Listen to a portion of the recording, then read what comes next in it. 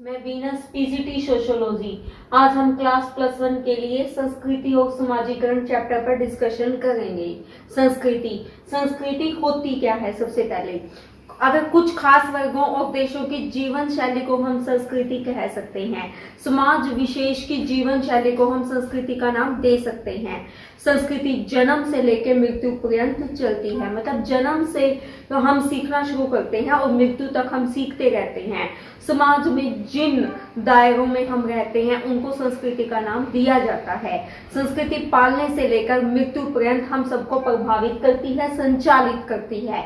संस्कृति जीवन के सभी क्षेत्रों को कहीं ना कहीं स्पर्श अवश्य करती है।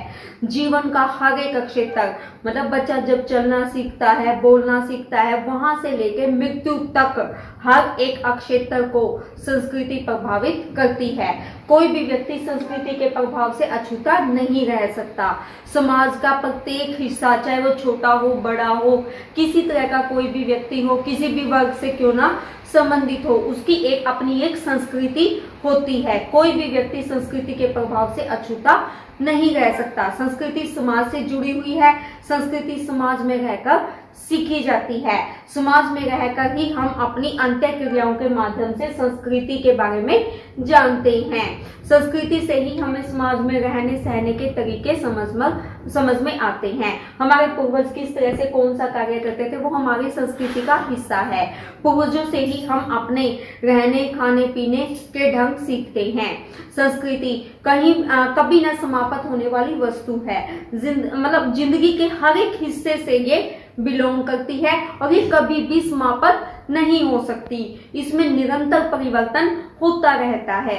मतलब संस्कृति में हमारे जीवन के रहने सहने के ढंग में लगातार परिवर्तन होता रहता है। अगर हम कार चलानी सीखते हैं तो वो भी हमारी संस्कृति का एक हिस्सा है। जो कुछ भी हमारे पास है, टीवी है, मोबाइल है, फर्नीचर है, पंखा है, कूलर है, वो सब कुछ संस्कृति है। संस्कृति दो तत्वों से मिलकर बनी है। पहला तत्व है भौतिक तत्व। भौतिक तत्व यानी कि इमारत, कार, जहाज, वस्तुएं, वस्त्र, कलात्मक वस्तुएं, ये सब भौतिक तत्वों के अंतर्गत आती है। नेक्स्ट है हमारा अभौतिक तत्व। संस्कृति के अभौतिक तत्वों में मनुष्य, उसके द्वारा प्रयोग की जाने वाली परंपराएं, विश्वास, मनुष्य की भाषा, उसके द्वारा अपनाए जाने वाले धर्म, ये सब कुछ अभौतिक तत्वों में आता है। मतलब जो कुछ भी समाज में विद्यमान है, हमारी जिंदगी में विद्यमान है, वो सब कुछ संस्कृति कहलाता है। टाइलर ने संस्कृति के बारे में बताया है कि एक जटिल पूर्णता है जिसके अंतर्गत ज्ञान, विश्वास व अन्य क्षमताएं व आदतें शामिल होती है जिन्हें मनुष्य समाज के सदस्य के तौर पर ग्रहण करता है। टाइलर की बात को अगर हम मान के चले तो संस्कृति जो है वो एक जटिल पूर्णता है। मतलब एक ऐसा ताना बाना है जिसके अंतर्गत ज्ञान, विश्वास, कानून, प्रथाएं, रीति रिवाज सब कुछ आता है। यानी कि संस्कृति एक खास वर्ग या देश के रहने सहने या उनकी जीवन शैली को हम संस्कृति का नाम दे सकते हैं। संस्कृति जिंदगी के हर हिस्से से जुड़ी हुई है, चाहे वो भौतिक सुविधाएं हों या अभौतिक तत्व उसके अंतर्गत क्यों ना आते हों। आदतें, हमारी परंपराएं, विश्वास, भाषा, धर्म, ये सब कुछ संस्कृति के अभौतिक तत्वों के अंतर्गत आते हैं। विशेषताओं की अगर हम बात करें तो संस्कृति की कुछ विशेषताएं भी पाई जाती है। सबसे पहली विशेषता होती है संस्कृति सीखी जाती है। मतलब संस्कृति व्यक्ति की जन्मजात प्रवृत्तियों से संबंधित नहीं है। जन्मजात प्रवृत्तियां यानी कि क्रोध, प्यार, घृणा, इन सब से संबंधित नहीं होती। यह सामाजिक सीख और अनुभवों पर आधारित होती है। बच्चा जब पैदा होता है तो वो चलना सीखता है, खेलना सीखता है, उसके बाद वो अपनी सभी आदतों को समाज से ग्रहण करता है। कैसे चलना है, कैसे उठना बैठना है, किस तरह से, हर एक चीज़ को वो धीरे धीरे सीखता चला जाता है। यानी कि वो अपने बड़ों से सीखता है, अपने परिवार से सीखता है, अपने पड़ोस से सीखता है। यानी कि उसकी गली में जो कुछ भी होता है वो उसको देखता है, सीखता है। स्कूल में जो कुछ भी होता है वो उसको और देखकर सीखता है। यानी कि संस्कृति सीखी जाती है। किस तरह से परंपराएं निभाई जाती है, किस भाषा का प्रयोग किया जाता है, किस धर्म को वो लोग मानते हैं, इस तरह से मतलब संस्कृति सीखी जाती है। ये व्यक्ति की जन्मजात प्रवृत्तियों से संबंधित कभी भी नहीं होती। यानी कि व्यक्ति की जन्मजात प्रवृत्तियों से संबंधित न होकर ये सामाजिक सीख और अनुभवों पर आधारित होती है। बच्चा जैसा देखता है वैसा ही अनुभव करता है और उसको ही अपने जीवन में आगे लेकर जाता है। नेक्स्ट पॉइंट की अगर हम बात करें तो संस्कृति जो है वो हस्तांतरित होती है। हस्तांतरित यानी कि एक जगह से दूसरी जगह, एक व्यक्ति से दूसरी व्यक्ति को। संस्कृति मानव समाज व अन्य प्रतीकों के माध्यम से पीढ़ी दर पीढ़ी हस्तांतरित होती है। इस धर्म को हम मानते हैं, इस देवी देवता को हम इस तरह से, इस देवी देवता की हम इस तरह से पूजा करते हैं, ये सब कुछ हमारी संस्कृति का हिस्सा है। पुराने ज़माने में हम सब जानते हैं कि हमारे घरों में पंखे हुआ करते थे, उन पंखों में ही घर का काम चल जाता था। उसके बाद कूलर आए, आज के टाइम में एसी आए। मतलब इस तरह से संस्कृति जो है भौतिक तत्वों के द्वारा चेंज होती जा रही है, लेकिन हम उन्हीं चीज़ों को अपनाते जा रहे हैं, उन्हीं के नए रूप बदलकर हमारे सामने आते जा रहे हैं। इसका एक एग्जाम्पल की और हम बात करें तो पुराने टीवी जो थे वो ब्लैक एंड वाइट होते थे। उसके बाद रंगीन टीवी आए, उसके बाद एलसीडी आए, आज के ज़माने में एलईडी का चलन है। इस तरह से मतलब टीवी, रेडियो से टीवी, उसके बाद एलसीडी, एलईडी, इस तरह से ये सफ़र लगातार चलता रहा, लेकिन हमारी संस्कृति का एक हिस्सा बन गया। परंतु पुराने टाइम में तो ये कहानियों के माध्यम से, पुराने टाइम में कही गई कहानियों के माध्यम से हम उन लोगों की संस्कृति और उस समय के लोगों के जनजीवन के बारे में जानते हैं। ठीक है, इस तरह से हमें पता चलता है कि पुराने ज़माने में कैसे लोग जीते थे। ये हम सब अपने पूर्वजों से सुनते हैं, उन्हीं से हम उठने बैठने के तौर तरीके सीखते हैं, और इसी तरह से संस्कृति जो है वो पीढ़ी दर पीढ़ी हस्तांतरित होती है। जो हमने अपने पिता से सीखा वो आगे बच्चे सीखेंगे, उसके बाद जो दादा दादी से पापा मम्मी ने सीखा वो हमें आगे सिखाया। इस तरह से संस्कृति जो है वो हस्तांतरित होती है। संस्कृति मानव समाज अन्य प्रतीकों के माध्यम से पीढ़ी दर पीढ़ी हस्तांतरित होने वाली चीज़ है। उसके बाद थर्ड पॉइंट है कि प्रत्येक समाज में एक विशेष प्रकार की संस्कृति होती है। मतलब प्रत्येक धर्म में, प्रत्येक समाज में, गांव दर गांव भी हमारी संस्कृति जो है वो अलग अलग होती है। जिस तरह से भौगोलिक परिस्थितियां अलग होती हैं, एक क्षेत्र की सामाजिक परिस्थितियां अलग होती है, उसी तरह से हमारी संस्कृति भी अलग अलग होती है। अलग अलग चेंजेस इसमें आते रहते हैं। कहीं पर पहाड़ी एरिया है, कहीं पर मैदानी इलाके हैं, उसी तरह से कहीं पर किसी तरह के वस्त्र पहने जाते हैं, कहीं पे किसी तरह के वस्त्र पहने जाते हैं। यानी कि ये एक ऐसी चीज़ है जो हर एक क्षेत्र विशेष के साथ बदलती रहती हैं। इसके अलग अलग लक्षण वहाँ पर पाए जाते हैं। अगर फोर्थ पॉइंट की हम बात करें तो संस्कृति जो है वो सामाजिक होती है। ये किसी व्यक्ति विशेष या दो चार व्यक्तियों की संपत्ति नहीं होती, पूरे समुदाय की, पूरे गांव की, पूरे परिवार की, ये पूरे परिवार के लिए ये एक संपत्ति ही होती है, लेकिन सब लोगों के लिए एक जैसी होती है। सब लोगों को समाज के तौर तरीकों के अनुसार रहना पड़ता है, समाज के तौर तरीकों को, नियमों को मानना पड़ता है। यानी कि समाज में रहने के लिए किसी व्यक्ति विशेष के गुणों को ग्रहण करना आवश्यक नहीं होता, बल्कि पूर्वजों से लिए गए हमारे गुण, हमारे समाज में रहने के तौर तरीके हमारी संस्कृति का निर्माण करते हैं।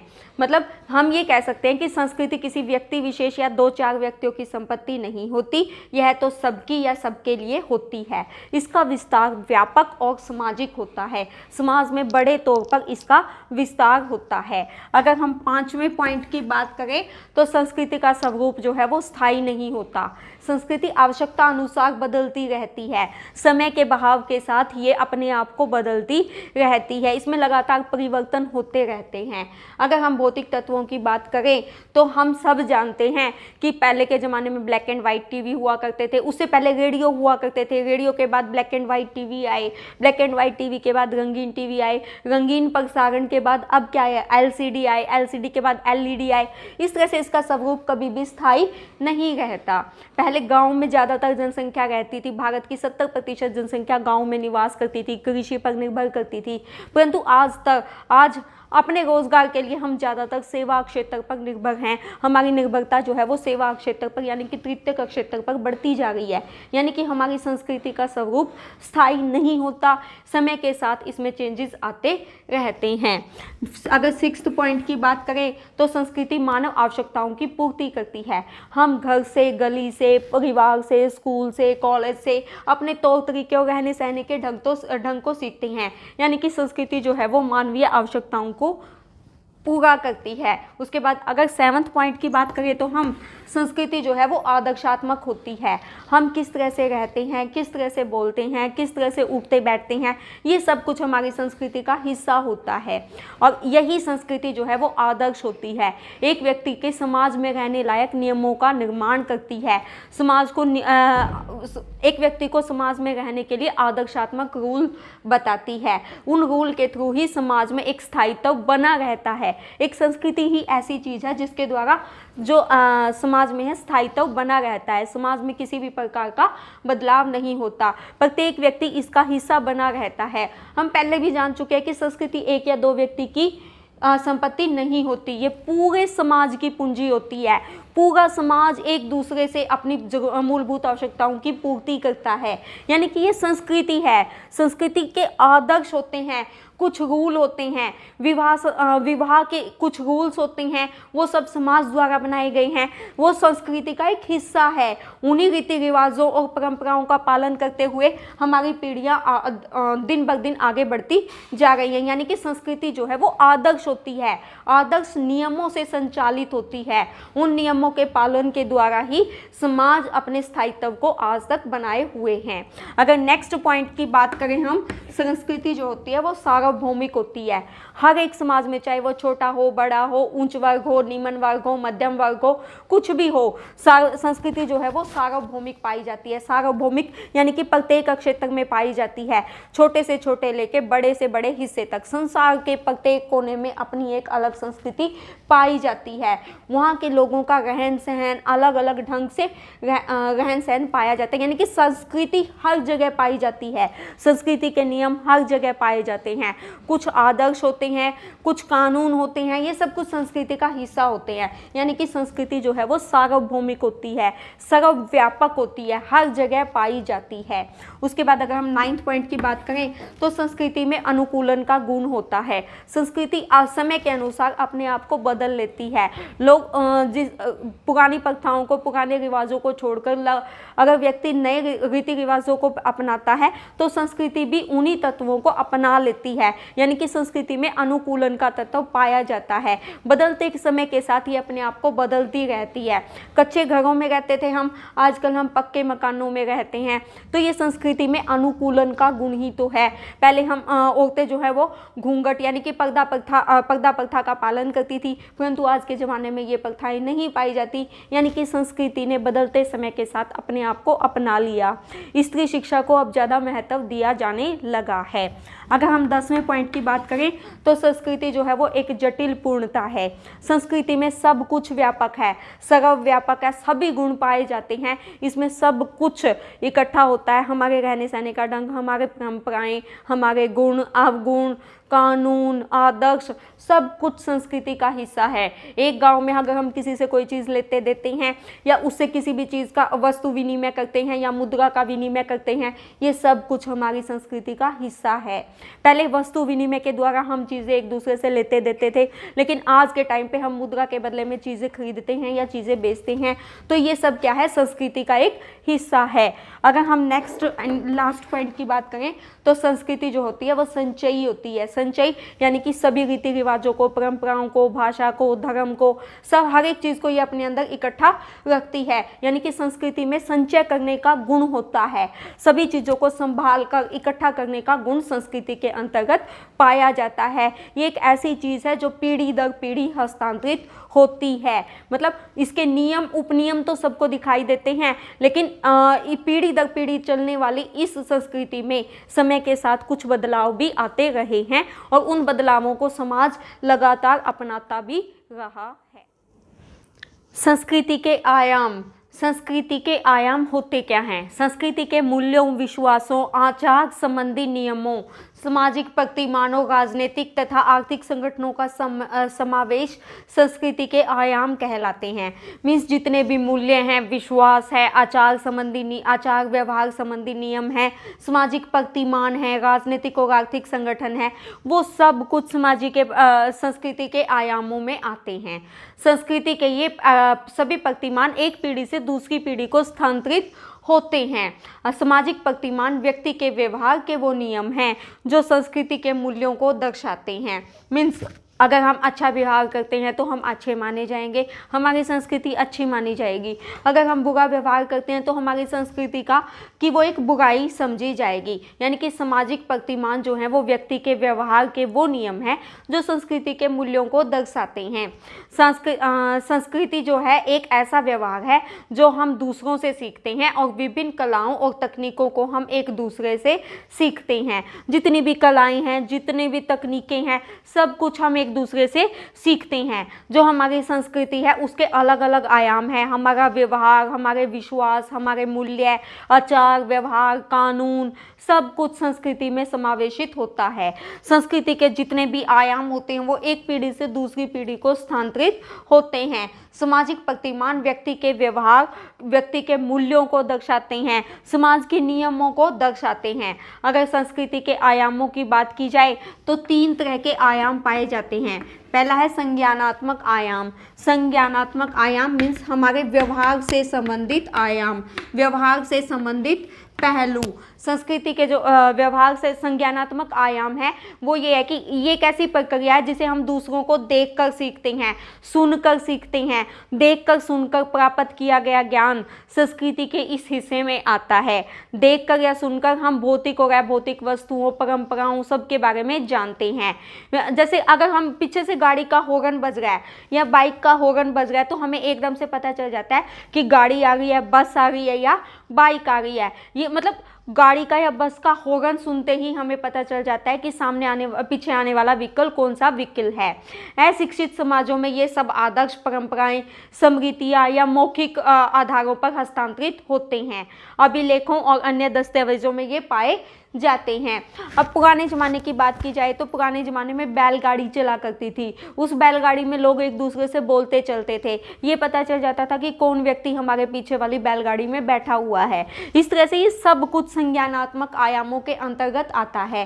परंतु आज के ज़माने में हज़ारों लाखों की संख्या में गाड़ियाँ सड़कों पर चलती हैं, बाइक चलती हैं, तो इनके हॉर्न से ही हमें यूँ पता चल जाता है कि इस तरह का हॉर्न बाइक पे होता है, इस तरह का हॉर्न बस में होता है, इस तरह का कार में होता है। ये सब कुछ संज्ञानात्मक आयाम के अंतर्गत आता है। लेकिन अशिक्षित समाज के लिए क्या होता था कि अभिलेख, पुरानी स्मृतियां या एक दूसरे को दादा दादी द्वारा सुनाई गई कहानियों के द्वारा हमें उनके जीवन जीने के आयामों के बारे में पता चलता था। यानी कि संज्ञानात्मक आयाम के अंतर्गत हमें सबसे पहले यूँ पता चलता है कि हम किस तरह का व्यवहार करते हैं। वो व्यवहार हमारे पूर्वजों द्वारा निर्धारित नियमों पर आधारित होता है, नियमों और उपनियमों पर आधारित होता है।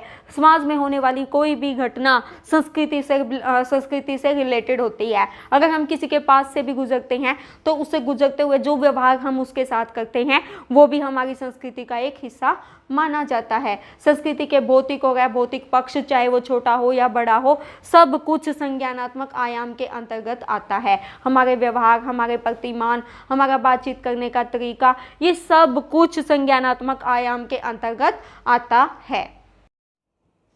संस्कृति के अगर आदर्शात्मक आयाम की अगर हम बात करें, किसी धार्मिक स्थल के समक्ष अगर हम अपना माथा झुकाते हैं, अतिथि का सत्कार करते हैं, मंगलवार को बाल न कटवाना, गुरुवार को कपड़े न धोना, श्राद्ध में पंडितों को भोजन करवाना, ये ऐसे आदर्श नियम हैं जो संस्कृति के आदर्शात्मक आयाम के अंतर्गत आते हैं। यानी कि कुछ नियम, लोकोक्तियों या समाज में चली आने वाली परंपराएं जिनको समाज में अच्छा माना जाता है, या इस तरह के व्यवहार जो समाज में अपना एक आदर्श रूप रखते हैं, वो संस्कृति के आदर्शात्मक आयाम के अंतर्गत आते हैं। जैसे कि अगर हम चलते चलते किसी धार्मिक स्थल के सामने माथा झुकाते हैं तो वो हमारे लिए आदर्शात्मक आयाम है। सच बोलना आदर्शात्मक आयाम के अंतर्गत आता है। अतिथि का सत्कार करना, अगर आए अतिथि को एक भगवान की तरह से मानना आदर्शात्मक आयाम की तरह आता है। मंगलवार को बाल न कटाना, गुरुवार को कपड़े न धोना, ये हमारे समाज में चले हुए कुछ ऐसे आदर्श नियम हैं जिन्हें प्रत्येक व्यक्ति जिनका पालन करता है। लेकिन कुछ घरों में परंपरा होती है कि हम अपनी चप्पल बाहर से आते ही देली पर निकाल देते हैं, वो आदर्शात्मक आयाम के अंतर्गत आता है। लेकिन वो क्या होता है, एक ही परिवार के लिए वो आदर्शात्मक नियम है। ठीक है, इस तरह से मतलब जितने भी समाज में प्रचलित परंपराएं, नियम, उपनियम पाए जाते हैं वो संस्कृति के आदर्शात्मक आयाम के अंतर्गत आते हैं। उसके बाद थर्ड है हमारा भौतिक आयाम। भौतिक आयाम, भौतिक आयाम, इसके अंतर्गत मनुष्य द्वारा निर्मित सभी वस्तुएं और उसकी सभी गतिविधियां सम्मिलित होती हैं। मनुष्य द्वारा निर्मित सभी कलाकृतियाँ, इमारतें, मशीनें, उसके अलावा नृत्य, संगीत, ये सब कुछ भौतिक आयाम में आते हैं।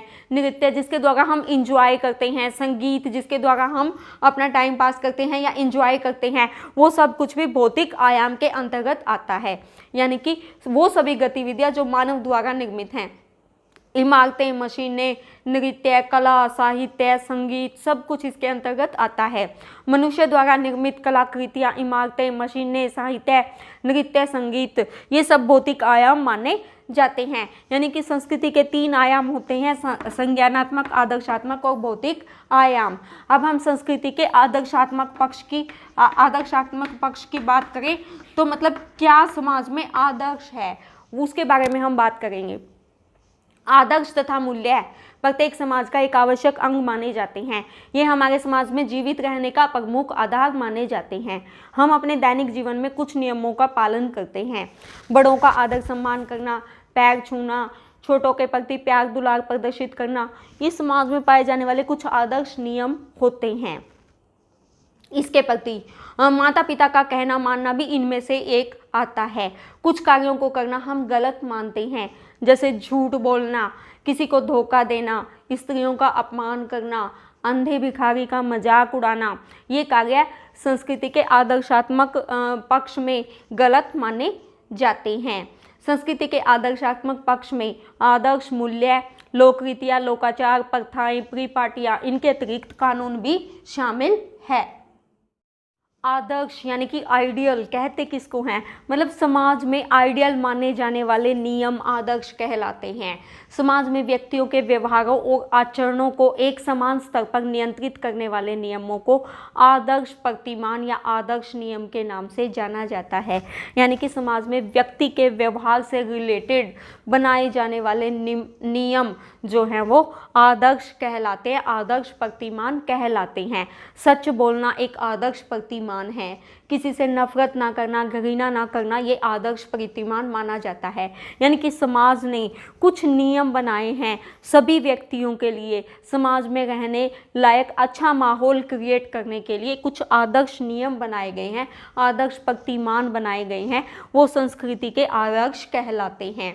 आदर्श जो होते हैं वो जीवन के विभिन्न क्षेत्रों में हमारे व्यवहार की उपयुक्तता और औचित्य को स्पष्ट करते हैं कि हमने ऐसा व्यवहार क्यों किया, अब हमने ऐसा औचित्य क्यों रखा, मतलब इस तरह से व्यवहार क्यों किया, अगर गलत व्यवहार किया तो क्यों किया, और अच्छा व्यवहार किया तो क्यों किया। मतलब हमारा जो भी व्यवहार होता है वो हमारे आदर्शों से प्रेरित होता है। अपने घर में हमने क्या देखा, पड़ोस में हमने क्या देखा, उससे कहीं ना कहीं हमारा व्यवहार जो है वो प्रेरित होता है, व्यवहार जो है वो प्रभावित होता है। हमारी संस्कृति, हमारे रहन सहन के ढंग, वेशभूषा, बाहरी क्रियाएं, तौर तरीके आदि सब कुछ सामाजिक आदर्शों से प्रेरित होते हैं, सामाजिक आदर्शों से प्रभावित व नियंत्रित भी होते हैं।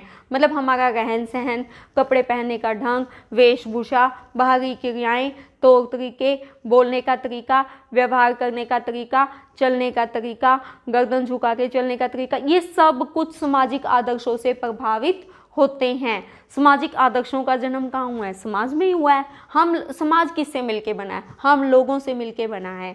जब हम अपने आदर्शों का निर्माण कर रहे हैं तो वो किस लिए कर रहे हैं? ताकि एक स्वस्थ समाज का निर्माण हो सके, एक स्वस्थ संस्कृति का निर्माण हो सके।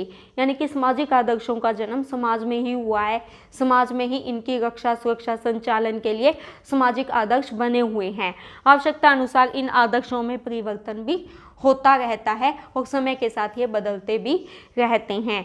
आदर्श के अंतर्गत क्या आता है? सामाजिक नियंत्रण के साधन, प्रथा, रूढ़ी, धर्म, परंपरा, क्रियाएं, मूल्य, फैशन, ये सब कुछ आदर्शों में आता है। आदर्श हमारी भावनाओं और अनुभूतियों को भी नियंत्रित करते हैं, यानी कि हम किस तरह से व्यवहार करते हैं, हमारे इमोशंस क्या हैं, हमारी भावनाएं क्या हैं, हम किस बात को कैसे फील करते हैं, कैसे महसूस करते हैं, हमारी अनुभूतियाँ क्या हैं, वो सब कुछ आदर्श नियंत्रित करते हैं।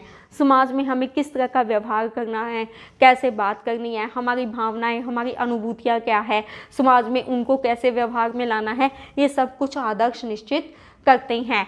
इसके बाद नेक्स्ट पॉइंट आता है हमारा मूल्य, वैल्यू, यानी कि वैल्यूज़ क्या हैं, सामाजिक मूल्य क्या हैं। सामाजिक मूल्य क्या होते हैं, किसी समाज में प्रचलित वे आदर्श और लक्ष्य होते हैं जिनके प्रति समाज के सदस्य श्रद्धा व्यक्त करते हैं और जिन्हें सामाजिक जीवन में अत्यंत महत्वपूर्ण मान। सामाजिक मूल्य उचित, अनुचित, नैतिक, अनैतिक, पाप, पुण्य, इनकी व्याख्या करने में सहायक मापदंड माने जाते हैं। सामाजिक मूल्य संबंधित समाज और संस्कृति के आवश्यक अंग होते हैं। सभी समाजों में सामाजिक मूल्य एक समान नहीं होते और न ही उन्हें एक समान सम्मान प्राप्त होता है। यानी कि सामाजिक मूल्य किसी भी समाज में प्रचलित वे आदर्श नियम होते हैं जिनके प्रति समाज के सदस्य श्रद्धा व्यक्त करते हैं, अपना सिर झुकाते हैं और जिन्हें सामाजिक जीवन में अत्यंत महत्वपूर्ण माना जाता है। ये उचित, अनुचित, नैतिक, अनैतिक, पाप, पुण्य के बारे में बताते हैं। सामाजिक मूल्यों का समाज में और संस्कृति में महत्वपूर्ण रोल होता है। सभी समाजों में ये एक समान नहीं होते और न ही इन्हें समान नज़रों से सभी समाजों में देखा जाता है। कहीं पर कुछ मूल्य होते हैं, कहीं पर सामाजिक मूल्यों का कुछ और महत्व होता है। मतलब ये समुदाय टू समुदाय भी डिफर करते हैं और समाज से एक समाज से दूसरे समाज में आने पर भी बदलाव आ जाता है। अगर हम सामाजिक मूल्यों की बात करें तो भारतीय समाज में वैवाहिक स्थिरता जो है वो बहुत अधिक मूल्यवान है, लेकिन यूरोपीय समाज और पश्चिमी देशों में वैवाहिक स्थिरता का इतना अधिक महत्व नहीं है। वैश्वीकरण और उदारीकरण के इस दौर में हमारी संस्कृति पर कहीं ना कहीं हमला हो गया है, हमारी संस्कृति कहीं ना कहीं चेंज भी हो रही है। मूल्य सामाजिक अंत्यक्रिया और समाजीकरण की प्रक्रिया द्वारा भी निर्धारित होते हैं। मीन्स हम समाज में किस तरह की क्रिया करते हैं, किस तरह का व्यवहार करते हैं, हमारी समाजीकरण की प्रक्रिया क्या है, इसके द्वारा भी सामाजिक मूल्य निर्धारित होते हैं। मतलब हम सामाजिक मूल्य का अर्जन करते हैं, उनको हम कमाते हैं, वो एक तरह से हमारी इनकम है। वो कैसे पता चलती है, सामाजिक अंत्यक्रिया द्वारा और समाजीकरण के नियमों के द्वारा, समाजीकरण की प्रक्रिया के द्वारा वो हम अर्जित करते हैं।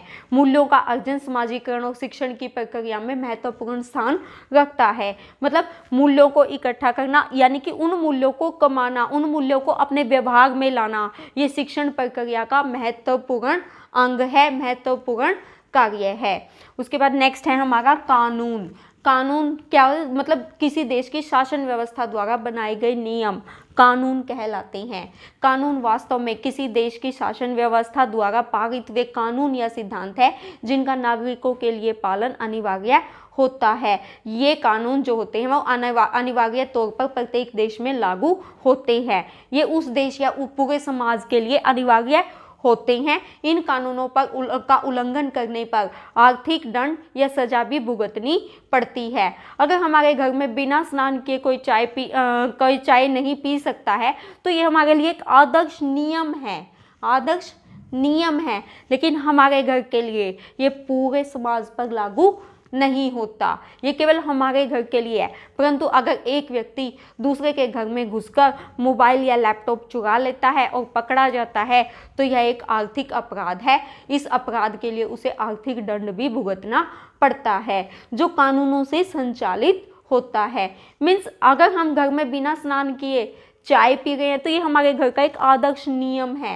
मतलब चाय नहीं पी सकते तो ये एक आदर्श नियम है। मंदिर आने पर हम कहीं पे माथा झुकाते हैं या कोई भी धार्मिक कार्य करते हैं, ठीक है, तो वो हमारा एक आदर्श नियम है, वो उसको हम कानून नहीं कह सकते।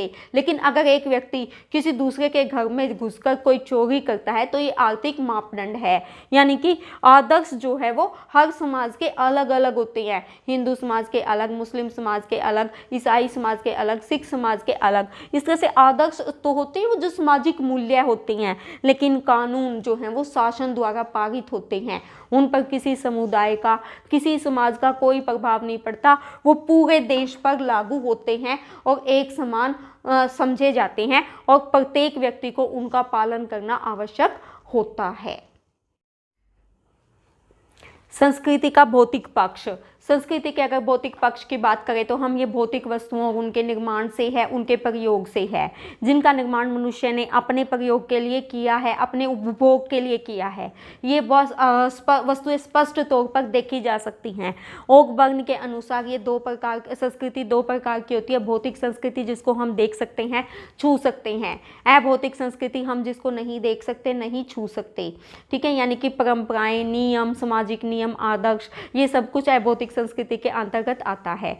ओक बर्न का कहना है कि जब संस्कृति के भौतिक या प्रौद्योगिकी आयामों में परिवर्तन होता है तो संस्कृति के अभौतिक आयाम पिछड़ जाते हैं। यानी कि भौतिक, जब समाज में कोई बड़ा परिवर्तन आता है, किसी नई चीज का आविष्कार होता है, तो उसके प्रयोग से कहीं ना कहीं समाज में तो विकास होता है, समाज तो आगे बढ़ता है, लेकिन अभौतिक आयाम जो है वो पिछड़ जाते हैं, आदर्श और मूल्य पिछड़ जाते हैं। इसको सामाजिक सांस्कृतिक पिछड़ापन का नाम दिया गया है। इसी तरह की एक टर्म और है सांस्कृतिक विलंबना। यानी कि सांस्कृतिक विलंबना को हम ऐसे समझ सकते हैं, देखो, उद्योग और शिक्षा प्रणाली परस्पर संबंधित है। उद्योग के स्वरूप में परिवर्तन होने पर शिक्षा में भी परिवर्तन आवश्यक हो जाता है, पर इन दोनों परस्पर भागों में विलंब या पिछड़ापन हो जाना सांस्कृतिक विलंबना कहलाता है। डियर स्टूडेंट्स, अब मैं आपसे आशा करती हूँ मेरे द्वारा तैयार की गई ये वीडियो आपको पसंद आई होगी। धन्यवाद।